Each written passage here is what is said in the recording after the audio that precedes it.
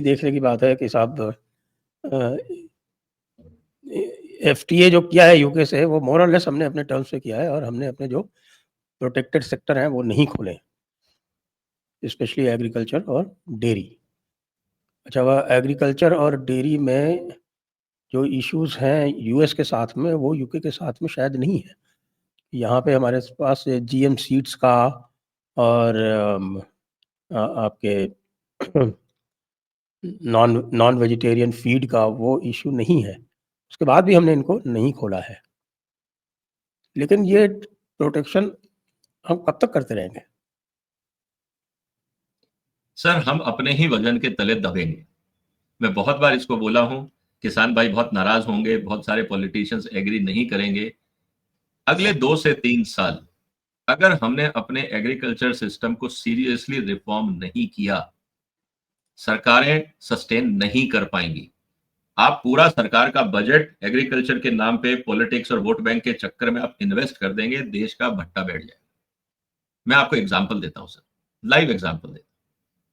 सबसे इंपॉर्टेंट चीज क्या है सर? सबसे इंपॉर्टेंट चीज ये है कि आज अंतरराष्ट्रीय बाजार में 2 बड़ी क्रॉप का मैं एग्जांपल देता हूं, मक्का और सोयाबीन। अंतरराष्ट्रीय बाजार हमारे यहां जो एमएसपी है उससे 60% लेवल पे है, मतलब 40% से 60% नीचे बिक रहा है अंतरराष्ट्रीय बाजार। आपने ड्यूटी लगा रखी है 30%, 40%, 50%, ठीक है सर। हर साल आप एमएसपी बढ़ाएंगे, क्या होगा? आज जो अंतरराष्ट्रीय बाजार में माल बिक रहा है, सोयाबीन या मक्का बिक रहा है ना, वो पिछले 5 साल या 7 साल पुराने रेट पे बिक रहा है। कारण ये है, इसको अगर टाइम हो तो मैं डिटेल में एक्सप्लेन करूं जो मेरा असेसमेंट है। मेरा असेसमेंट ये है कि जो ट्रंप साहब ने ये हंगामा किया है इंटरनेशनल मार्केट से, इससे एग्रीकल्चर प्राइसेस और क्रैश होंगे, और आने वाले दिनों में मुझे नहीं लगता कि ये प्राइसेस कभी ऊपर जाएंगे।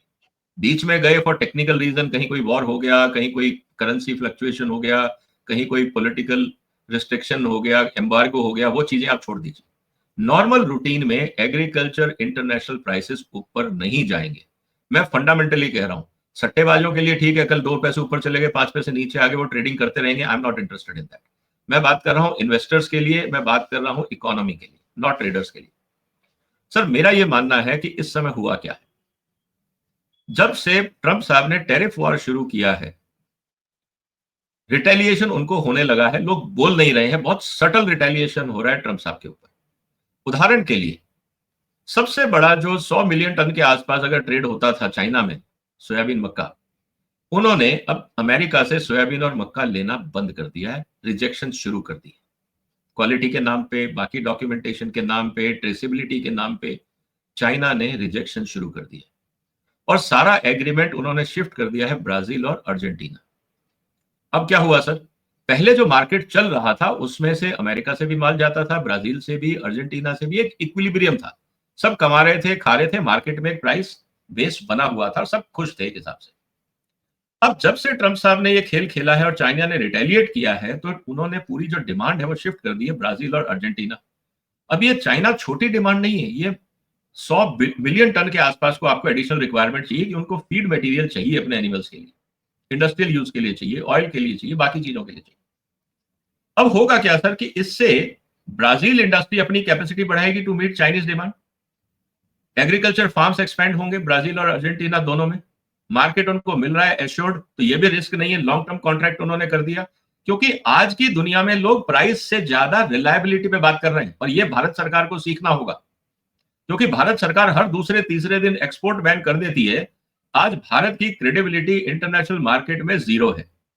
पता नहीं कब क्या कौन सा इलेक्शन आएगा और वहां जाके सरकार कभी मक्के पे बैन लगाएगी, कभी चीनी पे लगाएगी, कभी डीओसी पे लगाएगी, कभी राइस ब्रांड पे लगाएगी।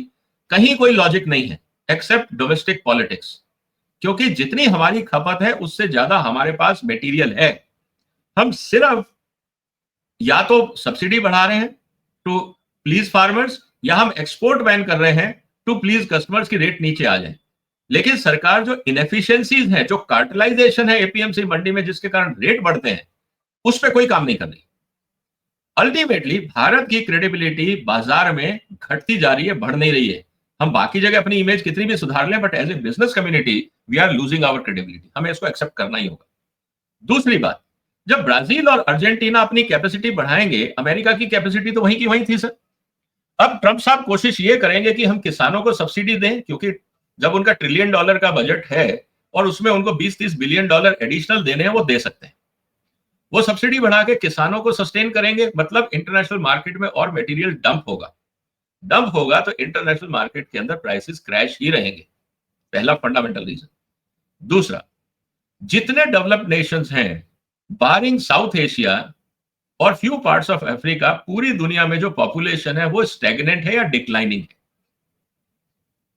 तो जब आपका टेक्नोलॉजी इंटरवेंशन हो रहा है, आप जेनेटिक्स टेक्नोलॉजी यूज कर रहे हो, अब आर्टिफिशियल इंटेलिजेंस यूज कर रहे हो डिसीजन मेकिंग में, आसानी से बगैर एडिशनल कॉस्ट के, इनफैक्ट सेविंग से, आप 20 से 30% प्रोडक्शन हर क्रॉप में बढ़ा सकते हो without adding cost. You can easily do it, in fact saving ही होगा with the use of artificial intelligence in agriculture.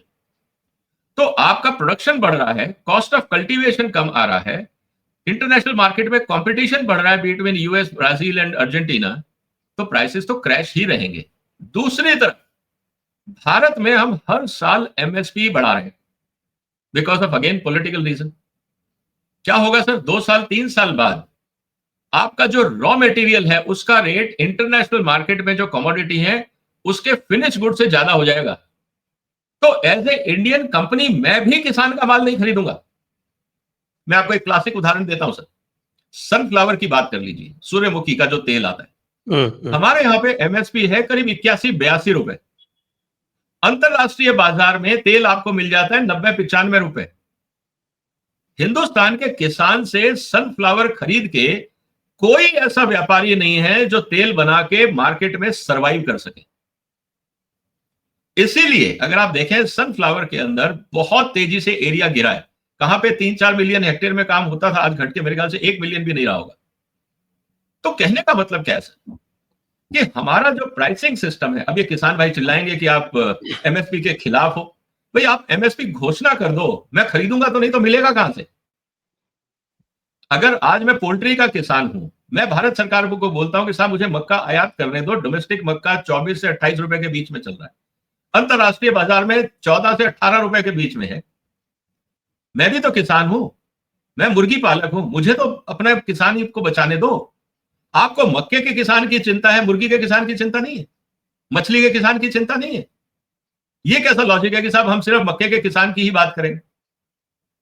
तो ये आने वाले समय में समस्याएं गंभीर होंगी और हर साल आप एमएसपी बढ़ाओगे, उतना हम अंतरराष्ट्रीय मार्केट से हमारा गैप बढ़ता जाएगा, उतना इंपोर्ट ज्यादा अट्रैक्टिव होता जाएगा। अब भारत क्या करेगा, सरकार को सब्सिडी देके अंडर पॉलिटिकल प्रेशर आपको खरीदना होगा। जब आप खरीदेंगे तो सब्सिडी देंगे, बाजार का रेट है मान लीजिए 35 रुपए, आपने एमएसपी घोषित कर दी 48 रुपए सोयाबीन की, आप दे दीजिए 15 रुपए किसान को ऊपर, खरीद लीजिए। आपने तो खरीद लिया, मेरे को 48 रुपए सोयाबीन चाहिए ही नहीं, क्योंकि इंटरनेशनल मार्केट में जो सोयाबीन का तेल है वो मुझे मिल जाएगा 100 रुपए के आसपास। तो मैं आपसे 48 रुपए का सोयाबीन लेके 18% उसमें 17% तेल निकलता है, मैं कैसे सरवाइव करूंगा सर, मैं तो आपसे खरीदूंगा नहीं। तो भारत सरकार किसको बेचेगी, एक्सपोर्ट आप कर नहीं सकते, डोमेस्टिक इंडस्ट्री आपसे सोयाबीन लेगी नहीं, हम तेल इंपोर्ट करूंगा, मुझे क्या करना है सोयाबीन क्रश करके, मुझे तो धंधा करना है, तेल बेचना है, बेच दूंगा। अब क्या होगा, भारत सरकार को बेचने के लिए फिर सब्सिडी देनी पड़ेगी 20 रुपए। तो पहले खरीदने में 15 रुपए सब्सिडी, बेचने में 20 रुपए सब्सिडी, फिर करप्शन, चोरी, लॉजिस्टिक्स, बाकी खर्चे अलग। 1 किलो सोयाबीन के ऊपर आपको 30 से 35 रुपए का खर्चा करना होगा। इससे अच्छा किसान को बोलो कुछ मत उगाओ, 35 रुपए से ले लो।